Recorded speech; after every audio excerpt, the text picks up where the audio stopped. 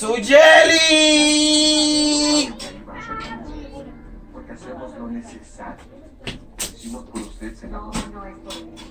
El pote. Sí, el pote. El pote para vender. El pote. No dejaré que mi presidencia se base en un homicidio. El pote. Ah, pues no vas a beber nada, muchacha, porque ese romo es para emborracharme. Te estoy dando un trago y no quieres tomarlo. Ah, pues, allá tú, mira esa película como está haciendo. ¿Ves un trago? El pote. Soldados, fueron los padres eliminando a todos sus enemigos este año. Buscan a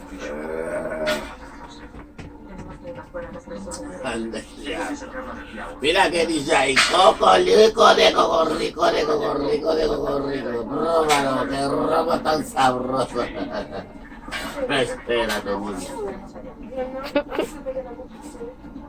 Aguántese, aguántese. Así que vamos a volver a esa zona de guerra. Espérate, muchacho, para ti que se pedazo.